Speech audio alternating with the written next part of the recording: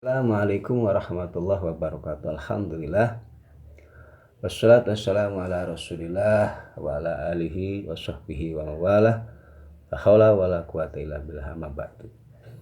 Hadirin para jamaah yang dimuliakan oleh Allah Subhanahu wa taala.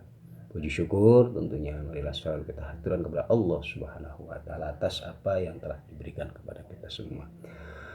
Pada kesempatan kali ini kami sedikit akan membahas tentang bagaimana hukum ziarah kubur ya, yang baru-baru ini ya kita dihebohkan dengan seorang ustadz ya, dari Ustadz Salafi Wahabi ya, yang mengaku Salafi ya, yang memang sebenarnya aslinya adalah mereka adalah orang-orang Wahabi ya, mengatakan tentang haramnya melakukan perjalanan dalam rangka berziarah kepada makam-makam para auliyaillah atau para orang-orang soleh.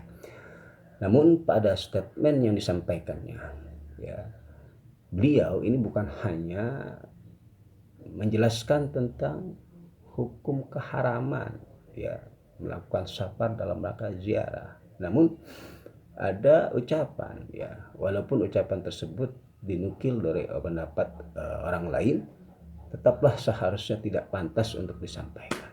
Satu ucapan yang bisa menyakiti hati kaum muslimin wabil khusus ya, yaitu warga penduduk Indonesia yang memang mayoritas bermadzhab Syafi'i dan mengikuti pendapat para ulama, diantaranya adalah Al-Hafidz Ibnu Hajar yang mengatakan diperbolehkannya kita melaksanakan ziaratul kubri atau ziarah kepada orang-orang soleh. Yang menjadi titik tekannya adalah bahasanya ya, atau ungkapannya, perkataannya yang bisa menyakiti.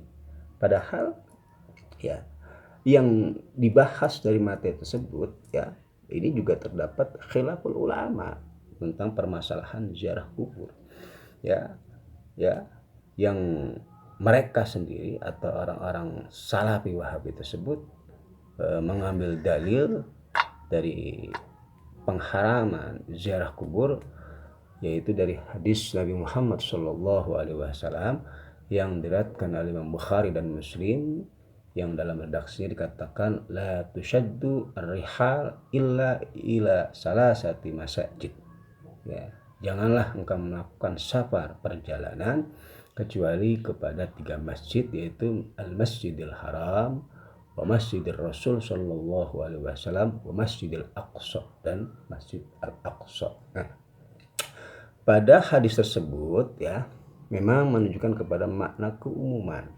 larangan kita untuk melakukan safar perjalanan ya ke masjid-masjid yang ada di dunia, diperbolehkan kecuali hanya kepada 3 masjid, yaitu Masjidil Haram, Masjid Nabawi, dan Masjidil Aqsa.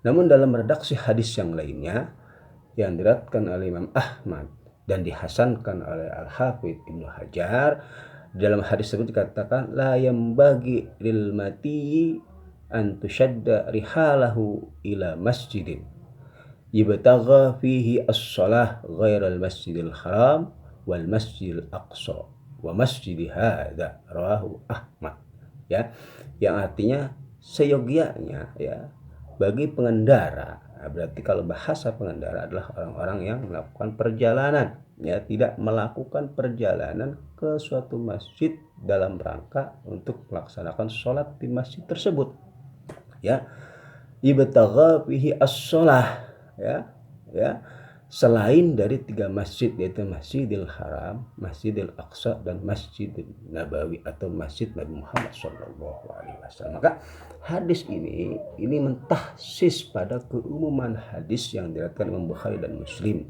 yang menjelaskan tentang la tusyaddu, janganlah engkau melakukan perjalanan dalam rangka apa? Dalam rangka untuk melaksanakan ibadah sholat ke masjid yang ada, kecuali kepada 3 masjid ya.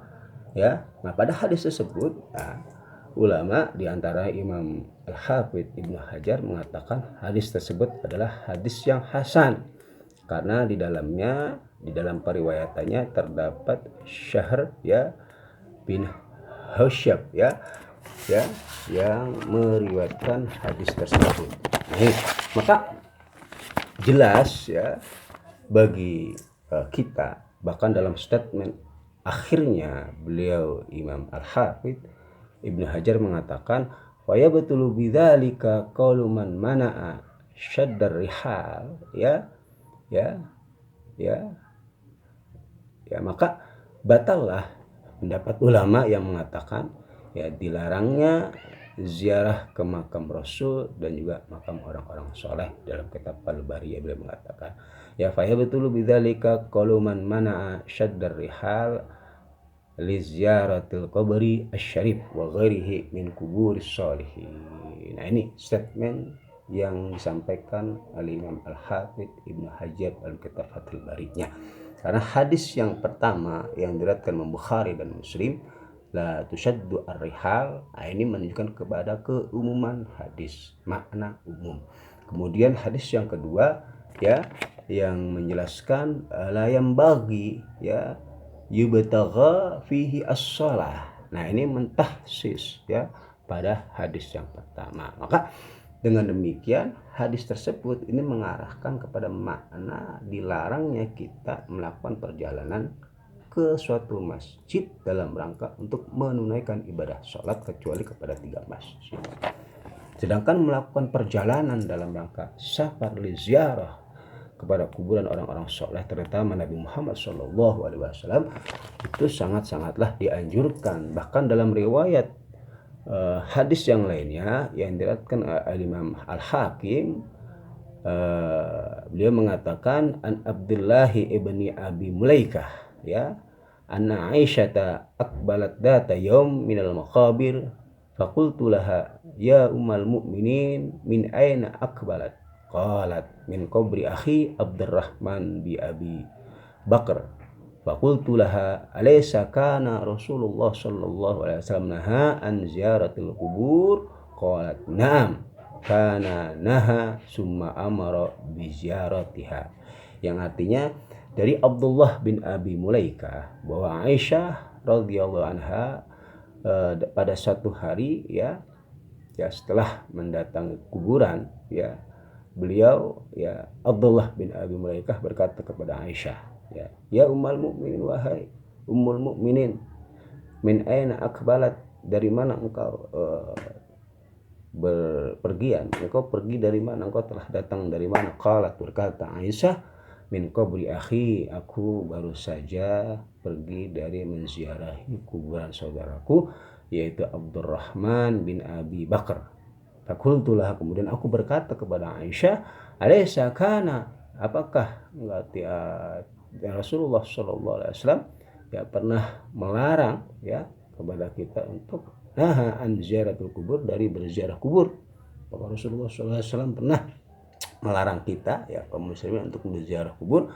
Qalat, berkata Aisyah, na'am, ya benar, Rasulullah SAW pernah melarang kami ya untuk melaksanakan ziarah kubur. Summa amara bi ziyaratiha, kemudian namun Rasulullah SAW memerintahkan kami untuk melakukan ziarah kubur. Maka dari hadis ini jelas bagi kita bahwa ziarah kubur itu merupakan satu hal yang dianjurkan dan disunnahkan berdasarkan dengan hadis dari Muhammad SAW. Maka statement yang disampaikan oleh Ustadz entah siapa namanya yang mengharamkan tentang ziarah kubur, silahkan bagi jamaahnya, bagi muridnya mau ikuti silakan, namun jangan sampai mengeluarkan kata-kata atau ucapkan yang menyakiti kaum muslimin, apalagi saya menghina daripada ulama-ulama yang telah dikuburkan, yang telah dimuliakan oleh Allah Subhanahu wa taala dengan kata-kata yang kotor. Itu saja ya yang harus kita pahami, apalagi ini terkait tentang masalah khilafiyah. Maka ketika Anda berbicara ya pahami ucapan Anda, jangan sampai menyakiti hati orang lain. Wallahu a'lam bishawab.